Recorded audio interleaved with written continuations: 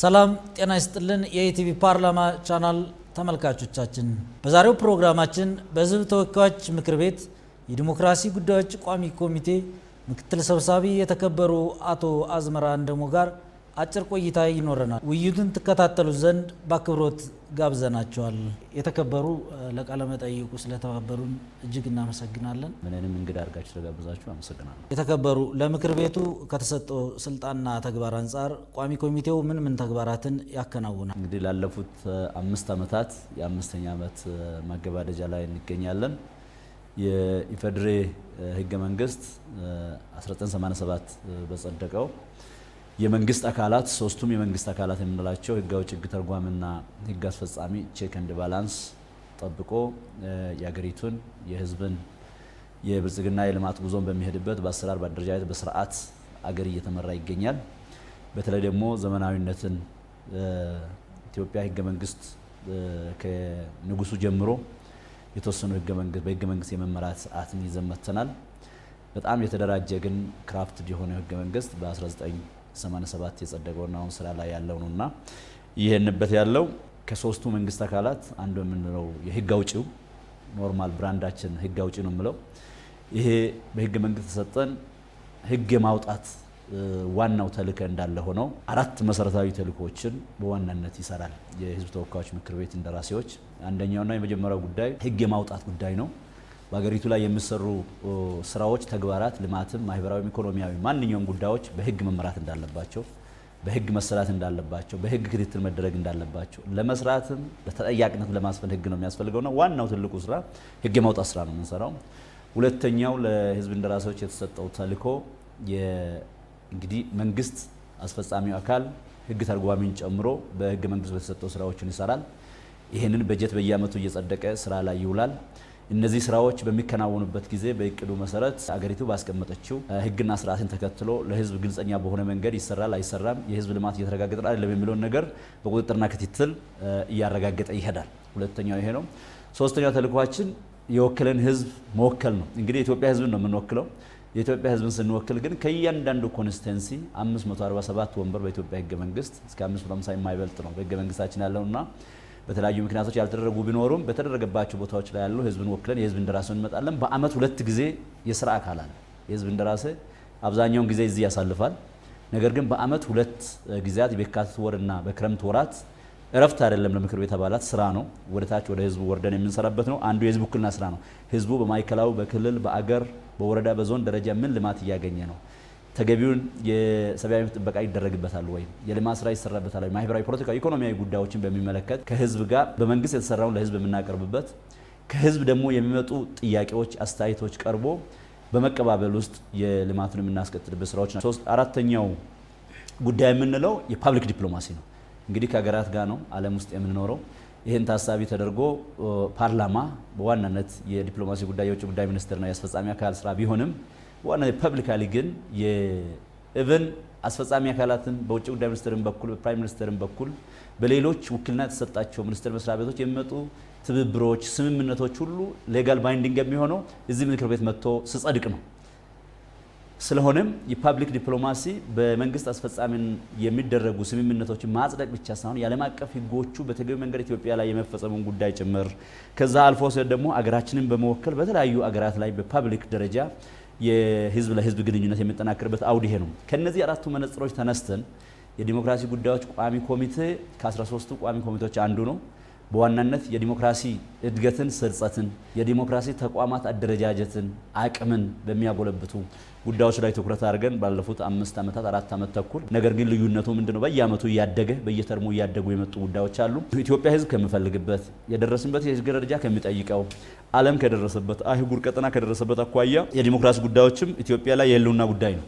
ኢትዮጵያ ላለፉት ብዙ ዓመታት 3 መሰረታዊ ጥያቄዎች ናቸው የነበረች። ሁሌም እንደምንለው አንዱ የዚህ የቡድን መብት ጋር ተያይዞ የምነሳ ጉዳይ ነበረ። ሁለተኛ የመሬት ጥያቄ ነበረ፣ የኢኮኖሚ ጉዳይ። ሶስተኛ የዲሞክራሲ ጉዳይ ነው የነበረውና እነዚህ ሁለቱ መጀመሪያ ያልኳቸው የኢኮኖሚ ጉዳይ ከመሬት ጋር የተያያዘም ቢሆን የቡድን መብቶች፣ የቋንቋ፣ የብዝሃነት ማስተዳደሪያ የነበሩ ህጸጾችን በሚያርም መልኩ ከደርግ ጀምሮ በተወሰነ መልኩ የመነካካት በኢህአዴግ ዘመንም የዚህ የቡድኖች መብት፣ የቋንቋ፣ የብሔር፣ የሃይማኖት እነዚህ ከማስተዳደር የተሞካከሩ ነገሮች ሙሉ ባይሆንም ሶስተኛውና መሰረታዊ ጉዳይ ግን የዲሞክራሲ ጉዳይ ነው።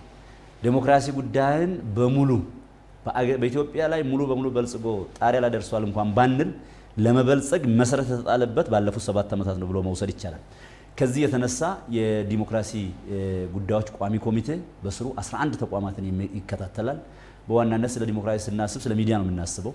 ሁለተኛ ስናስብ ስለ ሰብአዊ መብት ዘንድሮ የሚደረገው ከምርጫ ቦርድ ስራ ጋር ተያይዞ ብቻ የዲሞክራሲ ጽንሰ ሐሳብን ሊያስረጹ የሚችሉ በኢትዮጵያ ህገ መንግስት የተቋቋሙ ተቋማትን በተገቢው መንገድ ስራቸውን ዲሞክራሲያችን አገር የደረሰበት ዓለም አቀፍ ተሞክሮ ዓለም ኢትዮጵያ ከተቀበላቸው የዓለም አቀፍ ህጎችን ጨምሮ ተግባራዊነት በአዋጅ በህግ እየተደገፈ እንዲሄድ ያደርጋል።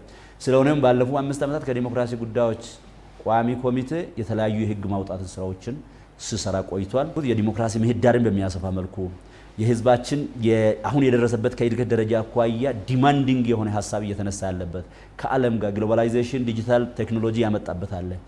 በሌሎች ዓለማት ላይ የምንወስዳቸው መልካም ተሞክሮች አሉ። ትናንት የነበሩ ህጸጾችን በሚያርም መልኩ ጠንካራ ተቋማትን የማደራጀት የተደራጀ ተቋም ደግሞ የሚመራበት ህግና አሰራር አደረጃጀት ስርዓት እንዲኖረው በማጠናከር በአዋጅ ብቻ ሳይሆን ውስጥ ስራዎች ራሱ እንዲዳብር እንዲጠነክር የተለያዩ ደንቦችን በማውጣት ለምክር ቤቱ ተጠሪ እንደመሆኑ መጠን አብዛኞቹን እነዚህ ደንብ ህግ አሰራር ስርዓትን በማውጣት የዲሞክራሲ ተቋሞቻችን እያደጉ እየደረጁ እንዲሄዱ የማድረግ እድል ለመፍጠር ተሞክሯል። ሩቅ ቦታ ሳንሄድ ከዚህ አሁን ካለንበት ስቱዲዮ መነሳት እንችላለን። ፓርላማ የራሱ ቻናል ኖሮት የራሱ ሚዲያውን ኖሮት የኢትዮጵያ ህዝብ የራሱ ተወካዮች የሚናገረውን እንዲያደምጥ በተወሰነው ክፍልፋዮች በተወሰኑ ሰዓታት ሲሻማ የነበሩ የራሱ ሙሉ ቻናል ኖሮ እንዲሄድ የተፈለገበትና ይሄን ግልጽ አድርጎ ለህዝብ ግልጸኝነትና ተጠያቂነትን በሚያሰፍን መልኩ እየተሰራ ያለው አንዱ የዲሞክራሲ እድገታችን ከዚሁ ከፓርላማው ጨምሮ እየሰፋ እየሄደ መሆኑን የሚያሳይ ነውና በሚዲያ ዘርፍም እንዳነሳው በጣም ብዙ ናቸው። የፓብሊክ ሚዲያዎች አሉ፣ የግል አለ፣ የንግድ አለ፣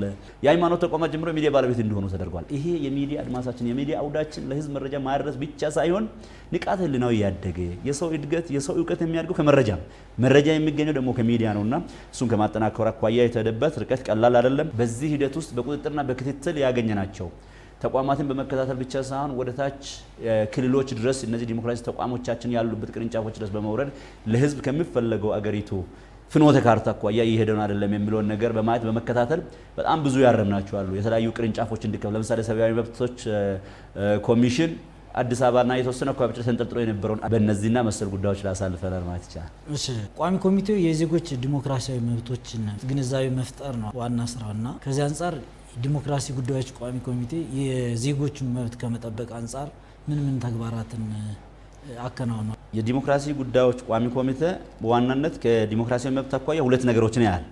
አንዱ የሰብአዊ መብቶች ጥበቃ ነው። ሁለተኛ የዲሞክራሲያዊ መብቶች ጥበቃ የምንላቸው ብዙውን ጊዜ የሰብአዊ መብት ከግለሰብ በተፈጥሮ እግዚአብሔር ስለፈጠረን ብቻ የምናገኛቸው ፕሪቪሌጆች ናቸው። ከምንም በላይ ደግሞ ከቁስ እድገት በላይ ከመረጃ ከመራቅ ካለመማር የሚመነጩ ዛም እዚህም የሚፈጠሩ ጉዳዮች ኢትዮጵያ ውስጥ ተገቢው የሰብአዊ መብት ጥበቃ እንዲኖር ዩኒቨርሳል ዲክላሬሽን ኦፍ ሂውማን ራይትስ ዓለም አቀፍ ላይ ያለውን ኢትዮጵያ ተቀብላ የራሷ ህግ አካል አድርጋለች። አንዱ ከዛ ነው የሚመነጨው። የኢትዮጵያ ህገ መንግስት ላይ የሰብአዊ መብቶች ጥበቃ የማይገፈፍ የማይደፈር ህግ ተደርጎ ኢትዮጵያ ተቀብላለች። ይሄ ይፈጸማል። ሁለተኛ እኛው ራሳችን ደግሞ በሂደት ውስጥ በተፈጥሮ ስለተሰጠን አዋጅ ብቻ ስለሰማን በተፈጥሮ ስለተሰጠን ብቻ መጠበቅ ያለብን ጉዳዮች ናቸው። እነዚህ ጥበቃዎች በምኞት አይሆኑም። አንደኛ የምንጠብቀው ትልቁ አጀንዳ ብለን ስናመጣ ጠንካራ ህግ መኖር ነው። ስለ ሰብአዊ መብት የምናገር ስለ ሰብአዊ መብት ጥበቃ የሚካሄድበት ኦዲት የሚደረግበት ክትትል የሚደረግበት ቁጥጥር የሚደረግበት ጥፋት ስጠፋ ደግሞ ያ አጥፊው ተጠያቂ የሚሆንበት ስርዓትን አበጅተናል። አንዱ የሰብአዊ መብቶች ኮሚሽን የኢትዮጵያ ሰብአዊ መብቶች ኮሚሽን በአዋጅ ሲቋቋም እነዚህን ሁሉ ስራ እንዲሰራ በሂደት በርግጥ እያደጉ የመጡ በየጊዜው አዋጁን እያሻሻል ትዝላችሁ እንደሆነ ሰብአዊ መብቶች ኮሚሽን የአዋጅ በዚህ 5 ዓመት ውስጥ የማሻሻል እድሉ መጥቶ ነበረ። ከዛ በፊትም ኢንትሮዲዩስ የተደረገበት ሁኔታዎች አሉና የሰብአዊ መብት ጥበቃ አኳያ ጠንካራ አዋጅ እንዲኖረው ጠንካራ ህግ እንዲኖረው ተደርጓል። አንዱ ከጥበቃ አኳያ የኢትዮጵያ ተወካዮች ምክር ቤት በዲሞክራሲ ጉዳዮች ቋሚ ኮሚቴ በስር ሆኖ በላይ በትልቁ በፓርላማ ደረጃ በመንግስት ደረጃ ይሄ እንዲደረግ፣ ሁለተኛ የተቋማት ተደራሽነት እንዲሰፍን ተደርጓል። እንግዲህ ስለ ሰብአዊ መብቶች ጥበቃ የሚጮህ የሚወተውት የሚያስተምር የሚያንጽ ህዝብን የሚያሳውቅ ተቋማት ደግሞ ሊኖሩ ይገባል። ኢትዮጵያ ሰፊ ሀገር ነች። ከዚህ አኳያ ተቋማትን የማስፋት ስራዎች ተሰርቷል። ሶስተኛ ጥሰቶች በሚከሰቱበት ጊዜ ለዚህ የተቋቋመ ኢትዮጵያ ሰብአዊ መብቶች መግለጫ ያወጣል፣ ተጠያቂነት እንዲሰፍን ያስደርጋል። ተጠያቂነትን የሚያሰፍነው የመንግስት ዊንግ አለ፣ ውክልና ተሰጠው በህገ መንግስት አለ። እሱ የሚያስፈጽም ጁሪስዲክሽኑ እንዲወጣ ተናቦ ተቀናጅቶ የሰብአዊ መብት ጥበቃ እንዲሰፍን ማድረግ ላይ ሰፊ ስራዎች ተሰርቷል ማለት ይቻላል። ግን እየበለጸገ እየተጠናከረ መሄድ ያለበት ስራዎች ብዙ እየቀረ እንዳለ ነው ማለት ነው። ዜጎች ሰብአዊ መብት ጥበቃ ላይ ህግ ከማውጣት አንጻር ብዙ ስራዎች ተሰርተዋል። ሪሊ ከዛ አንጻር የተቋቋሙ ብዙ ተቋማት አሉ። ከዲሞክራሲ ሰብአዊ መብቶችና ዲሞክራሲ ተቋማት አሉ። እነዚያ ተቋማት ከክትትል አንጻር ኃላፊነታቸውን እንዲወጡ ይሄ ቋሚ ኮሚቴ ወይ ደግሞ የዲሞክራሲ ጉዳዮች ቋሚ ኮሚቴ ምን አስተዋጽኦ አለ? በጣም ጥሩ። ዋናው ቁልፉ ምንድነው? ባለፉት 7-8 ዓመታት እነዚህ የዲሞክራሲ ተቋማት እውነት ለመናገር እየተሻሻሉ የመጡ አውዶች አሉ። ከለውጡ በፊት የነበረው የዲሞክራሲያዊ ስርዓትና የዲሞክራሲ ተቋማት ዲሞክራሲን የሚያሰፍንበት በሚዲያ ዘርፍም እንበለው በኢትዮጵያ ሕዝብ እንባ ጠባቂ በኩልም በኢትዮጵያ ሰብአዊ መብቶች ኮሚሽንም እንበል በሌሎቹም ለዲሞክራሲ ስርጸትና እድገት አስቻይ ሁኔታና ስራውን ይተውናሉ ተብሎ የተቋቋሙ ተቋማት የነበሩ እንኳን ቢሆን ላንድስኬፑና አድማሱ ገለልተኝነቱ ነፃነቱ ጥንካሬው ያደገ የመጣው ባለፉት 7-8 ዓመታት ውስጥ ነው። ከአምና ዘንድሮ ይሻላል፣ ካቻምና አምና ይሻላል፣ እያደገ ነው ይረድ። የዲሞክራሲ እድገት የዲሞክራሲ ተቋማት ብቻቸውን ስላደጉ ወይም ዲሞክራሲ ተቋማትን የሚመሩ ሰዎች ብቻቸውን ስላወቁ አገሪቱ ላይ ዲሞክራሲ ይሰፍናል ማለት አይቻልም። የሁሉም ድርሻ ይፈልጋል። የዜጎች ንቃተ ህሊና መብትና ግዴታን ተከትሎ ከመሄድ የሚመነጭ በምክክር በንግግር በህግ የኔ ተቋማት ናቸው ብሎ የሚያምን ህዝብ መኖር መቻል አለበት። እነዚህ ተቋማት ሰዎች ናቸው የሚመሩት። ሰፋፊ ስራዎች ተሰርቷል። ምርጫ ቦርድን 2-3 አዋጅ ለማሻሻል ተሞክሯል። የኢትዮጵያ ሕዝብ እንባ ጠባቂ ተቋም የአስተዳደር በደሎችን የሚከታተል ነው። በፊት የመንግስት መስሪያ ቤትና የመንግስት ልማት ድርጅቶችን ብቻ የነበረውን ትላልቅ ወደ ግሉም ዘርፍ ገብቶ እንዲሰራ እድሎች እየተፈጠሩ ባለፈው ሪፖርቱን የተቋሙ ሰምታ ኢንጂነር በሺዎች የሚቆጠር ያለ አግባብ ከስራ የተባረሩ ሰራተኞች ወደ ስራቸው እንዲመለስ የኢትዮጵያ ሕዝብ እንባ ጠባቂ ተቋም የተመለሰ መፍትሄ ነው። ይሄ ዘንድሮ ድሮ አልነበረም። እነዚህ ነገሮች እያደጉ ነው እየመጡ ያሉት። ከነዚህ ከሁለቱ ከሶስቱ አኳያ ስንመጣ ማለት እነዚህ በምንድን ነው እየተከታተለ ከዲሞክራሲ ጉዳዮች ቋሚ ኮሚቴ አኳያ ባለፉት 4 ዓመታት ባደረገው ክትትል 2014 ላይ 15 ላይ 16 ላይ ባደረጋቸው ክትትሎች አንደኛ የህግ የአሰራር የደንብ የአዋጅ ችግር ያለበትን ለማሻሻል ለማጠናከር አስቻይ ሁኔታ ያልፈጠሩትን ሊበራል ሆኖ በደንብ ገለልተኝነታቸው አቅማቸው ፓወር ነው እንዲሰሩ ፓርላማው ይሄንን ተወጥቷል በዲሞክራሲ ጉዳዮች ቋሚ ኮሚቴ። በሁለተኛ ይሄን የሚያስፈጽሙ ተቋማት በየጊዜው ሪፎርም ይደረጋል። ህጉ የሚሰጣቸው ከህገ መንግስት የመነጩ አዋጆችና ደንቦች ማቋቋሚያዎች በተገቢ መንገድ መሬት ላይ አውርዶ የእያንዳንዱ ዜጋና የህዝብን ጥቅም የሚያረጋግጡ ስራ እየሰሩ ነው አይደለም የሚለው ክትትልና ቁጥጥር ይደረግበታል። ዲሞክራሲ ጉዳዮች ቋሚ ኮሚቴንም አልፎ እስከ ተከበሩ አፈ ጉባኤ ከፍተኛ አመራሮች ድረስ ክትትል ይደረግበታል። የህዝብ ነው፣ ስለ ህዝብ ተጠሪ የሆነ ነው፣ የሚታገለው ስለ ህዝብ ነው፣ ስለ ደህንነት ነው፣ ስለ ጥበቃ ነው፣ በደልን ስለማረቅ ነው። እነዚህን ተደምሮ ሪፎርሞች ተደርጓል። እንባ ጠባቂ ላይ ሪፎርም ተደርጓል። አይታችሁ እንደሆነ ሰብአዊ መብቶች ኮሚሽን ላይ ሪፎርም ተደርጓል። ምርጫ ቦርድን መልሶ ማጠናከር፣ ሚዲያዎች የተለያዩ ሚዲያ ተቋማትን መልሶ መላልሶ ሪቪዚት የማድረግ በአመራሮቹን ማየት በጥቅሉ ስናየው ዛሬ እየተደረገ ያለው አሁን ስራ ላይ ያለው ሀገራዊ ምክክር ኮሚሽን ጭምር ለኢትዮጵያ ህዝብ ነው የተወሰነ ለአጭር ጊዜ ተቋቋመ ፕሮጀክት እንኳን ቢሆንም በዲሞክራሲ ጉዳዮች ቋሚ ኮሚቴ ሱፐርቪዥን ውስጥ ያሉት ናቸውና እነዚህ ተደምሮ ለውጥ እየመጡ ነው። ግን ዲሞክራሲ ጉዳይ ኢትዮጵያ ውስጥ ረጅም መሄድ ያለብን ርቀት መሆኑ ደግሞ ሊሰመር ይገባል። ገና ማደግ አለብን። ሁሉም በሰላማዊ መንገድ በንግግር በምክክር በህግ የሚዳኝ መብትና ግዴታን ፕላስ ኃላፊነቱን መረዳት የሚንችል ዜጋን ከታች ጀምሮ መፍጠር አለብን። እኛ ህዝብ እንደራስ ነው ከየትም አልመጣንም። ከህዝባችን መካከል ምንድነው የህዝባችን ነጸብራቅ ነን። የእድገት ደረጃችን የእውቀት ደረጃችን የምንሰጥበት መፍትሄ ደረጃ ከዚህ የተለየ አይደለም። ሁሉ አቀፍ የሆነ እድገትን በእርግጥ ደብል በርደን አለብን። ያንን ማሻሻል መቀየር ህዝቡ ጋር ያለውንም ማህበረሰቡ ጋር ያለውንም ተቋማት ጋር ያለውን መንግስት እንደመሆናችን መጠን ያንን ደብል በርደን ይዞ መሄድ እንዳለብን እንዳለ ሆኖ ግን የሁሉም እድገት ውጤት ልክ መንገድ ሰርተን የሆነ 1000 ኪሎ ሜትር የሆነ ነገር መስኖ ገንብተን የሆነ ነገር ግብርናን በደንብ አዘምነን ሉዓላዊነት እንደማረጋገጥ ላይ ዲሞክራሲ ማለት ሀሳብ ስለሆነ ካልቸር ስለሆነ ይሄን ካልቸር ለመቀየር ገለልተኝነት፣ የተቋማት መዘመን፣ የህዝቦች ተሳትፎ፣ የአስፈጻሚዎች የእን ተቋማት የሚመሩ መሪዎች ልበሰፍነት፣ በእውቀት መካን፣ መክበድ፣ ማደግ፣ መደረጀትን ጨምሮ የሚመጡ ናቸው። እነዚህ ነገሮችን ባፈጠን ቁጥር በአጭር ጊዜ ውስጥ ዲሞክራሲ ሌሎች ዓለም የደረሰበትን ደረጃ ላይ መድረስ እንችላለን። ከነዚህ ዲሞክራሲ ተቋማት በተጨማሪ ቢሲኒና መገናኛ ብዙሃን ባለስልጣን ጨምሮ ሚዲያዎችን የሚቆጣጠር የእርሶ ቋሚ ኮሚቴ ነውና እነዚህ የሚዲያ ተቋማት ለሁሉም ዜጎችና እንዲሁም በተለይ በአሁኑ ሰዓት ለሁሉም ፓርቲዎች እኩል አገልግሎት እየሰጡ ይሆን? በዚህ ጉዳይ ምን ይላል? ዋናው ቁልፍ ጉዳይ እነዚህ ተቋማት ገለልተኛና ጠንካራ ሆነው መፈጠራቸው ብቻ ሳይሆን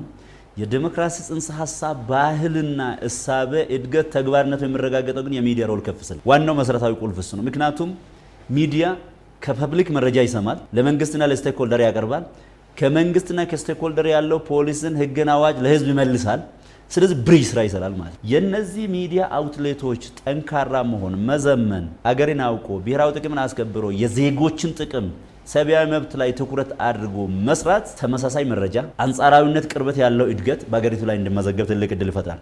ከዚህ ካነሳው ሁለት ነገሮች አሉ። ቅድም እንዳልኩት ኢትዮጵያ ውስጥ ሚዲያ እጅግ ብዙ ነው። በተለይ ባለፉት ለውጥ ዓመታት ላይ በጣም ብዙ ሚዲያዎች ብሮድካስት፣ ሬዲዮ፣ ህትመት፣ ኢቭን ማህበራዊ ሚዲያ ሳይቀር የግል የንግድ የማህበረሰብ በየመንደሩ ያለው ኤፍኤም በአገር ደረጃ ቅድም ያልካቸው ናሽናል ሚዲያ አውትሌቶች ተፈጥሯል። በሌላ በኩል ደግሞ የመገናኛ ብዙሃን ባለስልጣን የሚል ተቆጣጣሪ አካል አለ። ኢትዮጵያ ውስጥ ያለው በሚዲያ ህግና ስርዓት የኢትዮጵያ ህገ መንግስትን ተከትሎ የዓለም አቀፍ የፕሬስ የድንጋጌዎችን ታሳቢ ባደረገ መንገድ ኢትዮጵያ ውስጥ ሚዲያው በአግባቡ እንዲሰራ፣ ሚዲያው እንዲገነባ፣ እንዲበለጽግ ድጋፍ አቅም በመገንባት የሚሰራ የመገናኛ ብዙሃን ባለስልጣናት የተለያየ ተልእኮና ዓላማ ይዞ የሚሰሩ ደግሞ ሚዲያዎች አሉ። ከዚህ አኳያ እንደ ኢትዮጵያ ህዝብ አንዱ የመንግስት አካል የሆነ ህግ አውጪ እንደመሆናችን መጠን ኢትዮጵያ ውስጥ ሚዲያ እጅግ በጣም ሰፍቷል። በእነዚህ ለውጥ ዓመታት ውስጥ እነዚህ ደግሞ ቁጥጥር ያስፈልጋቸዋል።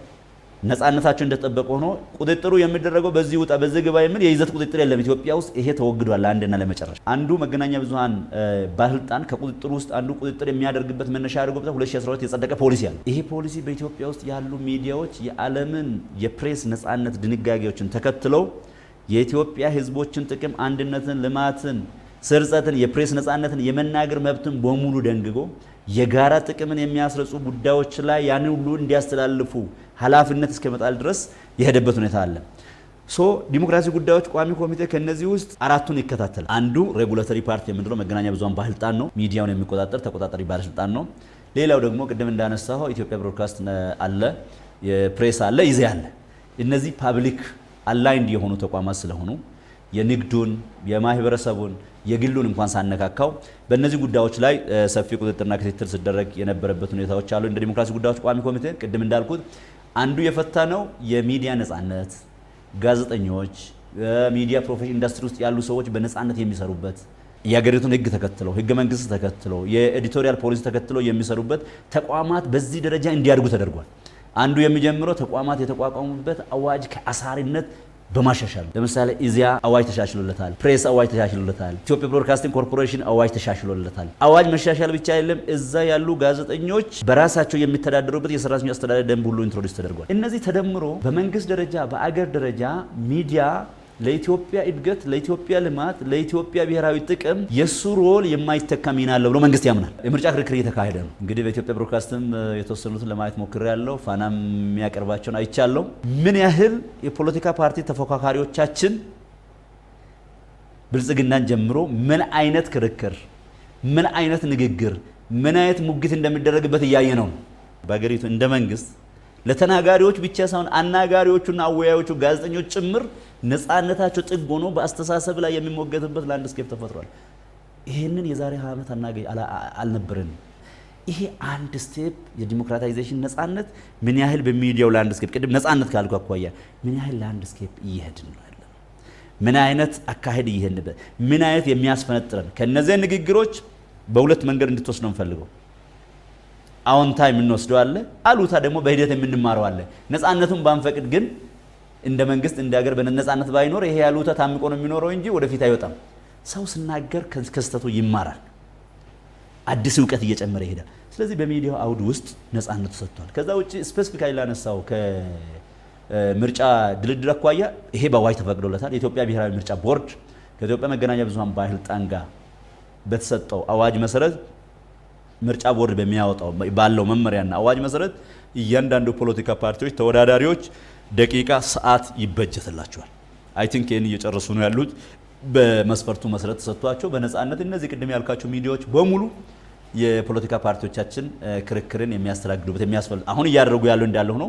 ከዚህ በኋላም የሚደረጉ ነገሮች አሉና እነዚህ በመመሪያ በአሰራር በስርዓት በአዋጅ የተመለሱ ጉዳዮችን ጠቅላላ አድርገን ስናስበው እያደገ የመጣ የሚዲያ የዲሞክራታይዜሽን አብሮ ማደግ የሀሳብ ሙግት የክርክር ተከራክረን ወደ ኖርማል ለህዝብ አስተያየታችን እየሰጠን የኛን ሀሳብ እያሰረጽን ከህዝብ የምንሰማው ዳኝነት ለመያዝ እየተሄደ ያለው አንዱ የዲሞክራታይዜሽን ምህዳር ጉዟችንን ትክክለኛ ሀዲድ ላይ መሆኑን የሚያሳይ ነው። እነዚህ ሁሉ ተደምሮ የፓርላማው እገዛ ማገዝ ሳይሆን በህግ የተሰጠውን ድጋፍን ከዘይተል ፓርላማ ይቆጣጠራል። አንዱ አስምረህ እንድትወስድ የምንፈልገው ፓርላማ የመንግስትን ስራ ቼክ ኤንድ ባላንስ በቁጥጥርና ክትትል ያረጋግጣል። ለፓርላማ ተጠሪ የሆኑ ተቋማት ግን ከቁጥጥርና ከክትትልም ባለፈ ድጋፍ የሚደረግለታል። ተጠሪነቱ ለኢትዮጵያ ሕዝብ ተወካዮች ምክር ቤት ነው። በአንድ በኩል በህግና በስርዓት እንዲሰራና ተገቢው ቁጥጥር ይደረግበታል። ኢኳሊ ደግሞ ባስቸገራቸው ደንቃራ በሆነባቸው ጉዳዮች ላይ ሌላ ኃይል ወይንም ሌላ መንግስት ዊንግ ሳያስፈልግ ሳይመጣ አስቻይ ሁኔታ እየተፈጠረ የሚሄድበት ተፈጠረ። ይሄ ቼክ ኤንድ ባላንስ ያደገ መምጣቱን የሚያሳይ ነው ብሎ መውሰድ ይቻላል። የምርጫ ቦርድ የሚተዳደርበትን አዋጅ 1162/2011 የተወሰኑ አንቀጾችን አሻሽሏል። ይህ እንዲሻሻልም የዲሞክራሲ ጉዳዮች ቋሚ ኮሚቴ ትልቅ ሮል አለውና ይህ የተሻሻለው አዋጅ ሰባተኛው አገራዊ ምርጫ ምን ጥቅሞች አሉት? የአዋጁ መነሻ ቅድም እንዳልኩት የኢትዮጵያ ብሔራዊ ምርጫ ቦርድ ፍጹም ገለልተኛ ሆኖ በአቅሙ የደረጀ ጠንካራ መሰረት ላይ እንዲሆን ተደርጎ ከ2010 ወዲህ ተደራጅቷል። ሰፊ ስራም እየሰራ ይገኛል። ግን ደግሞ ኢትዮጵያ ውስጥ ስታሙ የነበሩ ባደረግናቸው በመጣንበት የዲሞክራሲ ሂደት ውስጥ አንዱ ምርጫን ጨምሮ በመጣንበት ጊዜ ህዝብ ቅሬታ የሚያነሳቸው ተፎካካሪ ፓርቲዎች ቅሬታ በሚያነሱባቸው ጉዳዮች ላይ በተለያየ ጊዜ ኢትዮጵያ ብሔራዊ ምርጫ ቦርድ የፖለቲካ ፓርቲዎች ላይ የጋራ ምክር ቤት የጋራ ምክክር ያደርጋል፣ የጋራ ውይይት ያደርጋል። ከሁሉም ጋር በሚያደርግበት ጊዜ ተቃዋሚ ፓርቲዎች ከሚያነሱት ሀሳብ፣ ህዝብ ከሚያነሳው ሀሳብ፣ የዓለም አቀፍ ተሞክሮ ከሚያሳየው ተነስቶ እነዚህ አዋጆች ቢሻሻሉ የበለጠ ከነበረው ጥንካሬ የበለጠ ጠንካራ እየሆነ ይሄዳል። የኛ አገር ምርጫ ቦርድም የምርጫ ስርዓትም ከሚለው ሂሳቤ አንዳንድ አዋጆቹን ድንጋጌዎችን ለማሻሻል ተሞክሯል። ባለፈው ክረምት ላይ ግን ደግሞ እኛ እየተቋቋምነው ስራ ላይ ባለው በኢትዮጵያ ህገ መንግስት ነው። ከዚህ የመነጨ አንዳንዶቹ የቀሩ ጉዳዮች አሉ። ሌሎቹ ደግሞ በህገ መንግስቱ አምብሬላ ሆኖ ግን በአሰራር በስርዓት ማዘመን ያለብን ጉዳዮች አሉ። ሁለት ነገሮችን ብቻ ላንሳለን። እዛ በህግ የተሰጠው አቋም ሙሉ ጁሪስዲክሽኑን ሰርቶ እንዲሰራ ከሚያደርጋቸው አንዱ ቴክኖሎጂን መጠቀም ነው። አንዱ ኢንትሮዲዩስ ያደረግነው ይሄ ቴክኖሎጂ ኢንትሮዲዩስ ያደረግነው ለጊዜው ሙሉ ባይሆንም ሁለት መሰረታዊ ጉዳዮች ኢንትሮዲዩስ ተደርጓል። በአገር ደረጃ የእጩዎች ምዝገባ ነው። የእጩዎች ምዝገባ ለምሳሌ እኔ የዛሬ 5 ዓመት በተወዳደርኩበት ቦታ ላይ እጄ ለመመዝገብ ቀጥታ ምርጫ ክልል ድረስ ነው የሄድኩኝ። ዛሬ ላይ ግን የትም ሆነ የምትመዘገብበት መረጃውን ሰጥተ ያንተን ኖሚኔት ያደረገ ፓርቲ የሚያቀርብበት እድል ይሄ መዘመንን ነው። ይሄ ማደግን ነው። ይሄ የኢትዮጵያ ዲጂታላይዜሽን ነው። ንክኪ እንዳይኖር የሚደረግበት ነው። ምርጫ ቦርድ ይሄ ሞኒተር የሚያደርግበት እድል ተፈጥሯል። አንዱ ይሄ ነው። ሁለተኛ ቮተርስ ሬጅስትሬሽን ነው።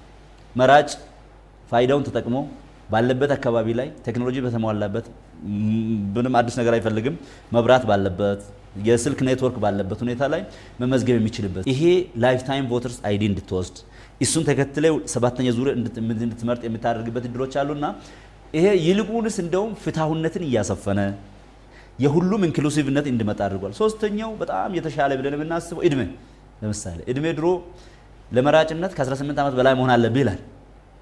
ለተመራጭነት 21 ዓመትና ከዛ በላይ መሆን አለብህ ይላል። ይሄ ካውንት የሚደረግበት ለምሳሌ ግንቦት 24 ላይ እድሜው 21 የሚሞላ ሰው በድሮ አዋጅ ቢሆን እጩ ሆኖ መቅረብ አይችልም ማለት ነው። አሁን ግን ግንቦት 24 ምርጫ ቴንታቲቭ ማለት ነው። እድሜው 21 ዓመት የሚሞላ ከሆነ ዛሬ 21 ዓመት ባይሞላም ካንዲዴት መሆን ይችላል ማለት ነው። እነዚህ መሰል ጉዳዮች ከምንም በላይ ደግሞ የፖለቲካ ፓርቲዎች ብልጽግናን ጀምሮ የሀገር ባለቤትነት አባሎቻቸውን በአግባቡ የሚይዙበት መዋጮን የአባልነት ግዴታ መወጣት የሚችልበት እነዚህ የሀገርን ባለቤትነትን የሚያመጡ ጉዳዮችን በተቻለ መጠን ለማየት የተሞከረበት ሁኔታዎች አሉና ከፖለቲካ ፓርቲዎች ጥያቄ ምርጫ ቦርድም ማምኖበት መንግስትም ማምኖበት አንዳንድ ጉዳዮች ክረምት ላይ ያሻሻል ነው አሉ። ምን ማለት ነው? ይሄ እንደ መንግስት እንደ ፓርላማ እንደ አገር እንግዲህ እንደ መንግስት ዲሞክራሲ ጉዳዮች በፓርላማ ስር ነው ያለው። ፓርላማ አንዱ የሶስቱ መንግስት አካል ነው። እንደ መንግስት ትልቁን አካል ይዘን ስንነሳ የዲሞክራሲ ምህዳር እንዳይሰፋ ሰንካላ የሚሆኑ ምክንያቶች እንዲኖሩ በፍጹም አይፈቀድም።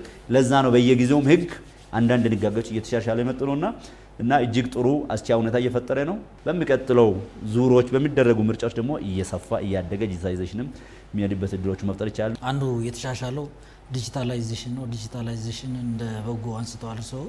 ነገር ግን አንዳንድ የምንሰማቸው ጉዳዮች አሉ። አንዳንድ የፖለቲካ ፓርቲዎች በመግለጫም አንዳንድ ነገር ሲሉ እንሰማለን። ማለት ይህ ዲጂታላይዜሽን ምርጫውን አድሎ ይጸዳል እና ዲሞክራሲያዊ ለማድረግ የመተማመን ይመስለኛል። አንዳንድ ብዥታዎች አሉ። ከሱ አንጻር ያው አዌርነስ መፍጠር ስለሆነ እርስዎ ምን ብለው ያልፋሉ? ፍትሃዊነት እንደውም የበለጠ ፍትሃዊነት እንዲሰፍን እድል የፈጠረ ነው። ለምንድን ነው ይሄን እያልን ያለው? በሁለት ምክንያቶች ፍትሃዊነትን ያሰፍናል። የመጀመሪያው ጉዳይ ኢትዮጵያ ውስጥ ያሉ ቴክኖሎጂን ለመጠቀም 2-3 ጉዳዮች ብቻ ናቸው የሚያስፈልጉት። ለዚህ ከቮተር አኳያ እንወስድ። ቮተር ከመራጮች አኳያ ብንወስድ ቮተርስ በቴክኖሎጂ ለመመዝገብ የሚያስፈልጋቸው ፋይዳ ነው፣ የሚያስፈልጋቸው ቴሌኮሙኒኬሽን መኖር ነው፣ የሚያስፈልጋቸው ቴሌኮሙኒኬሽን የሚንቀሳቀስበት የመብራት ምናምን ችግር እንዳይኖር ማድረግ ነው። ይሄ ደግሞ የፖለቲካ ፓርቲዎች የተቃዋሚና የተፎካካሪና የገዢ ፓርቲ ለብቻ የራሱ መብራት የለውም፣ ለብቻ የራሱ ቴሌኮሙኒኬሽን የለውም፣ ለብቻ የራሱ መሰረተ ልማት የለውም። እያንዳንዱ ቀበሌ ላይ ያለው ደጋፊውም የገዢ ፓርቲ ደጋፊም አባልም ተፎካካሪ ፓርቲ ደጋፊም አባልም በአንድ አካባቢ ላይ የሚኖር ማህበረሰብ ነው። ሶ እኩል ነው ሄደው። እንደውም የስቴት ማሽን የመንግስት ማሽን ባለው ሩል እንዳይሄድ ሁሉም ወደ እኩል ሜዳ እንዲመጣ ያደረገ ነው ቴክኖሎጂ። ነምበር 1 እሱ ነው። ሁለተኛ እያንዳንዱ የሚመዘገበው ቮተርስ ኦልሬዲ ሲስተም ስታብሊሽ ስለሚደረግ በአገር ደረጃ ናሽናል ኤሌክቶራል ውስጥ የሚሳተፈው ቋት ይታወቃል፣ ግለሰቦች መራጮች ጭምር ማለት ነው።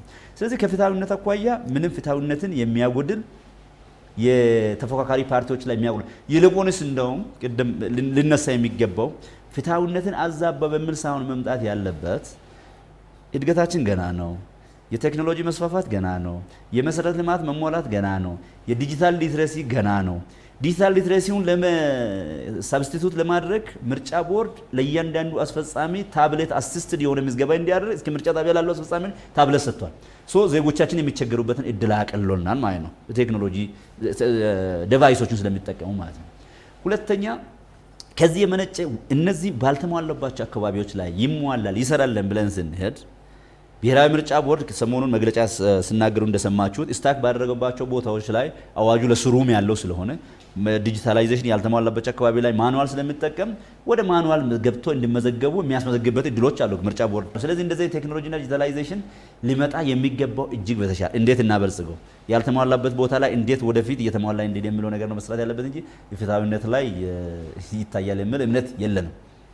የዲሞክራሲ ጉዳዮች ቋሚ ኮሚቴ ያው እንደሚታወቀው የምርጫ ቦርድን ይከታተላል ይደግፋልም እና ዜጎች አንዳንዴ ጥያቄ ያነሳሉ። ዜጎች ብቻ ሳይሆን በኃላፊም ደረጃ ግዴታ ነው መብት ነው። ዜጎች የምርጫ ካርድ መውሰድ እና መመዝገብ መብት ነው ወይስ ግዴታ ነው? እርስዎ በዚህ ላይ ምን ይላሉ? አንደኛ ኢንተርናሽናሊ ምንድነው የሆነ ያለው ሊትሬቸሩ ምን ይላል? ሁለተኛ የኛ ህግ ምን ይላል? ከነዚህ ሁለቱ መነሻ ምርጫ ካርድ ወስዶ ምርጫ መምረጥ which is voters card ምርጫ የመራጭነት ካርድ መውሰድ አንድ አውድ ነው። ሁለተኛ ደግሞ የሚፈልገውን ፓርቲ መምረጥ ደግሞ ሌላኛው አውድ ነው። የሚፈልገውን ፖለቲካ ፓርቲ መብታትማ ለመራጩ አብሶሉት የተሰጠ ራይት ነው። ስለዚህ እዚህ ለድርድር አይቀርብም ማለት ነው።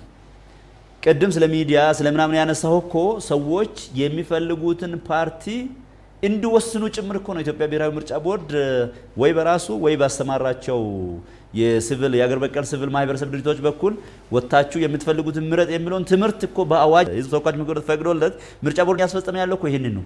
ነገር ግን ኮንፊውዥን እየፈጠረ ያለው የምርጫ ካርድ መውሰድ መብት ነው ግዴታ ነው የሚለው ነገር እኔ ዝም ብዬ ማህበራዊ ሚዲያ ላይ አነባለሁና ይሄንን በደንብ በጥንቃቄ ማየቱ አስፈላጊ ነው የሚሆነው። መብት ማለት ምን ማለት ነው? ግዴታ ማለት ምን ማለት ነው? ሌጋል ቨርቹ ምንድነው? ሲቪክ ቨርቹ ምንድነው? ሌጋል ባይንዲንጉ ምንድነው? መብት ማለት ከምን ስመነጭ ነው? ግዴታ ከምን ስመነጭ ነው የሚለው ነገር በደንብ ማየቱ ጠቃሚ ነው የሚሆነው። ዓለም አቀፍ ላይም ያለው በኢትዮጵያ ውስጥም ሊኖር የሚገባው የምርጫ ካርድ እድሜው በህግ የተሰጠው ከ18 ዓመት በላይ የሆነ ዜጋ እንዳይወስድ በህግ ያልተገደበ ካልሆነ በስተቀር የምርጫ ካርድ መውሰድ የዜግነት ኃላፊነት ነው። ሲቪክ ሪስፖንሲቢሊቲ ነው የምንለው። ዜጋ በመሆኔ ብቻ ምርጫ ካርድ መውሰድ እድሜ ካልከለከለ በህግ ካልተገደበ ካርድ መውሰድ የዜጎች ኃላፊነት ነው። ኃላፊነትና ግዴታ የሰማይና ምድር ልዩነት አላቸው። ግዴታ ማለት አላደረክ ይሄ ኮንሲኩዌንስ ወይንም ይሄ ውጤት ይከተላል ማለት ነው። ኢትዮጵያ ውስጥ ምርጫ ካርድ ዜጋ ወስዶ እድሜው ያልገደበው በህግ እንዳይወስድ ያልተገደበ ኃይል መውሰድ ሲቲዝን ሪስፖንሲቢሊቲ ደግሞ አለው የዜግነት ኃላፊነት ነው። ስለዚህ ዜጎች ኃላፊነትን መወጣት ከግዴታ ጋር ማስተሳሰር የለባቸው፣ ከመብት ጋርም ማስተሳሰር የለባቸው። ኃላፊነት ነው። እኔ አገሬን 5 ዓመት ሊመራኝ ሊያስተዳድረኝ የሚፈልግ ፖለቲካ ፓርቲን መምረጥን ኃላፊነት ካልተወጣው የትኛው መንግስት አለን? ስለዚህ በምን ኃላፊነት ነው በኋላ የሚጠይቀው? ኃላፊነት ሪስፖንሲቢሊቲ ነው አይደለ? በምን ይጠይቃል? ስለዚህ ምንድነው የሞራል ኢሹ ነው ማለት ነው። ይሄን ለይቶ ማየት ያስፈልጋል። አሁን ዝም ብዬ በተለያዩ ሚዲያዎች ላይ የማየው ምንድነው ግዴታ ነው የሆነ ሳምባዲ አይ መብት ነው መብት ግዴታ የሚሉት ምንን ታሟላለ፣ ምንን አታሟላ፣ ምንስ ታደርጋለ፣ ምንን አታደርግም፣ ምርጫ ቦርድ ህግ ምን ይላል፣ አዋጆ ምን ይላል፣ መራጭ ስትል ምን ታደርጋለ። እነዚህ ዝርዝር ግዴታ መብት ብለ የምትመጣቸው ነገሮች ይኖር ይችላሉ። የተከለከልከው አለ፣ የተፈቀደልህ አለ። ካርድን ወስደ ግን ይሄ በተፈቀደ ነገር ውስጥ ገብተ ካርድ የመውሰድ ሁኔታ ግን የዜጋ ኃላፊነት ነው። እያንዳንዱ ዜጋ ኃላፊነት ነው። ሲቪክ ሪስፖንሲቢሊቲ ወይንም የዜግነት ኃላፊነት ብለን ነው የምንወስደው። ይሄ ኮንቪዥን መጥራት አለበት በደንብ። በህግ እንዳይመርጡ የተከለከሉ ዜጎች ምን አይነት ዜጎች ናቸው? በህግ የሚከለክል ሲቹዌሽንስ ሁኔታዎች አሉ? ለምሳሌ 18 ዓመት ያልሞላ ሰው እንዴት ይመርጣል? በቃ ተከልክላል በህግ ማለት ነው። ምርጫ የ21 ዓመት ያልሞላ ሰው እጩ ሆኖ መቅረብ አይችልም። እንደው ምሳሌ ነው የምነግርህና በህግ የሚከለከሉ የምንላቸው የኢትዮጵያ ብሔራዊ ምርጫ ቦርድ ያስቀመጣቸው ብቻ ማለት የኢትዮጵያ ህገ መንግስት ይህን እያሰፋ ብሔራዊ ምርጫ ቦርድ በየጊዜ በሚያወጣቸው የሚመጣበት ሁኔታዎች አሉ። ለምሳሌ አሁን እዚህ ነገሮች የሚከለክሉ ለምሳሌ ፋይዳ ኦንላይን ይመዘገባለሁ ካልክ ፋይዳ ማንደቶሪ ነው። ፋይዳ የሌለው ሰው ኦንላይን መሆን አይችልም ማለት ነው። በቃ ተከለከልኩ ኦልሬዲ። በዲሞክራሲ ጉዳዮች ላይ በተለይ ከግንዛቤ አንጻር የምርጫ ወቅትም ስለሆነ በቀጣይ ባሉት ወራት የሚያስተላልፉት እንደ ሀገር ወይም ደግሞ እንደ ቋሚ ኮሚቴ የሚያስተላልፉት መልእክት ካለ? እንደ ዲሞክራሲ ጉዳዮች ቋሚ ኮሚቴ የምንለው ኢትዮጵያ ውስጥ ዲሞክራሲ እንዲሰፍን ነው። ዲሞክራሲ የሚሰፍነው ደግሞ አንዱ የዲሞክራሲ ልምምድ የሆነውን በየ5 ዓመቱ በህገ መንግስታችን የተቀመጠውን ምርጫ ማካሄድ ነው። ህጎችን ማክበር ነው። በህጉ መብትና ግዴታ የተሰጡ ጉዳዮችን መወጣት ነው። ከዚህ ተነስተን በየ5 ዓመቱ ምርጫ ማድረግ ህገ መንግስታዊ ግዴታችን ነው። ይሄንን ህገ መንግስታዊ ግዴታን ደግሞ በዜግነት ኃላፊነት መወጣት ደግሞ የእያንዳንዱ ዜጎች ጉዳይ ነው የሚሆነው። እያንዳንዱ ኢትዮጵያዊ ምርጫ የሚመርጥበት ካርድ የዜግነት ኃላፊነቱን ቢወጣ አገሬን ይጠቅመኛል ብሎ ለሚቀጥሉት 5 ዓመታት መንግስት አለኝ የሚለውን መምረጥ የሚችልበት እድል መፍጠር። ሁለተኛ ኢትዮጵያ ውስጥ አሁን 7ኛ ዙር ላይ የምናካሄደው ምርጫ ፍጹም ሰላማዊ እንዲሆን ሁሉም የራሱን ድርሻ እንዲወጣ፣ አንዳንድ ቦታዎች ላይ የሚኖሩ ጉዳዮች ካሉ በሂደት የሚፈቱበትን ማየት። ኢትዮጵያ ጠመንጃ ከጭቅጭቅ ከንትርክ ወጥተን በንግግር በምክክር የምናምን እድገታችን የምናስቀጥል እዚህ ከተማ ላይ የምናያቸውን ለውጦች በሰው አስተሳሰብ ላይ ለውጥ ማምጣት ነው የሚችል። ሁሉም ህዝቡ ተባብሮ ሚዲያው የራሱን ድርሻ ተወጥቶ ሁሉም የራሱን ድርሻ መወጣት አንዱ ትልቅ ነገር ነው። ሁለተኛ በአሁኑ ሰዓት ምርጫውን እያስፈጸመ ያለው ኢትዮጵያ ብሔራዊ ምርጫ ቦርድ ነው። የኢትዮጵያ ብሔራዊ ምርጫ ቦርድ በሚሰራቸው ስራዎች ላይ እያንዳንዱ የመንግስት ተቋም የስቴት ማሽን የምንላቸው ወረዳ፣ ቀበሌ፣ ዞን፣ ሚዲያ ዋተቨር ለነሱ አስቻይ ሁኔታ መፍጠር አሁን ሙሉ ነፃነት ማድረግ በዚህ ውጣ በዚህ ግባ ስለ ምርጫ ነው የሚመለከት ማድረግ የሚችለው ኢትዮጵያ ብሔራዊ ምርጫ ቦርድ ነው። የኢትዮጵያ ብሔራዊ ምርጫ ቦርድ ግን ቅድም እንዳልኩት አንድ ተቋም ነው። ያ ተቋም ግን አስቻይ ሁኔታ ሊፈጠርለት ይገባል። ፖለቲካ ፓርቲዎች አስቻይ ሁኔታ ሊፈጥሩ ይገባል። የመንግስት አስቻይ ሁኔታን መፍጠር ግዴታ ቢሆንም የበለጠ አስቻይ ሁኔታን እየፈጠሩ ከምንም በላይ ከምንም ኢንፍሉዌንስ የወጣ ራሽናል የሆነ ተውት ኖሮ የህዝብ ነፃነት ተከብሮለት እያንዳንዱ መራጭ በራሱ መንገድ የገባውን አንዱ። ሁለተኛ የኢትዮጵያ አገር በቀል ሲቪል ሶሳይቲዎች አሉ። የኢትዮጵያ ብሔራዊ ምርጫ ቦርድ የሚያስተባብራቸው በምርጫ ጊዜ በዚህ ሂደቱ የራሳቸው ድርሻ ቅድም ካልከው ከግንዛቤ አኳያ ከምን አኳያ እኛ አይደለም የምናስተው ከግንዛቤ ብሔራዊ ምርጫ ቦርድ እንግዲህ አሁን 5ኛ ዓመት ስለደረሰ ምርጫውን እያስከደ ነው እንጂ 5 ዓመታትን እኮ ስራ ላይ ነበር። እያንዳንዱ ክልሎች ቅርንጫፍ አለው። ይሄ ቅርንጫፍ ምንድነው? ምርጫ በሌለበት ጊዜ ስራው ምንድነው? ዜጎችን ማስተማር። ይህን በሙሉ አቅም ኢምፓወርድ እያደረጉ መሄድ። ስለ ምርጫ ስመጣ በቃ እኔን የሚመራኝን የሚቀጥሉ 5 ዓመት ላይ የሚመራኝ ፓርቲ ልምረጥ ብዬ ነው ማሰብ ያለበት እንጂ ኢትዮጵያዊ ዜጋ እዚህ ጋር ምርጫ አይካሄድም፣ እዚህ ጋር ሊፈጠር ነው፣ ይሄ ሊፈጠር፣ ከዚህ ስፔኩሌሽን መውጣት አለበት ኢትዮጵያዊ። ይሄ ደግሞ የእድገት የብልጽግና ውጤት ነውና እሱን አስቻይ ሁኔታ በሚፈጥሩ ጉዳዮች ላይ ሁሉም መሄድ አለባቸው። ዲሞክራሲም እየበለጸገ እያደገ የሚሄድበትን እድል መፍጠር የምንችልበት እድል ሩቅ አይደለም፣ ተጀምሯል፣ ይቀጥላል ብለን እናስባለን። እሺ፣ በህዝብ ተወካዮች ምክር ቤት የዲሞክራሲ ጉዳዮች ቋሚ ኮሚቴ ምክትል ሰብሳቢ የተከበሩ አቶ አዝመራ አንደሞ ለነበረን ቆይታ እጅግ አመሰግናለሁ። ውይይቱን ስመራላችሁ የቆየሁት እኔ አለማየሁ ጌቴ ከመላው የስቱዲዮ ባለሙያዎች ጋር ነበር። በሌላ ፕሮግራም እስከምንገናኝ ሰላሙ ነው።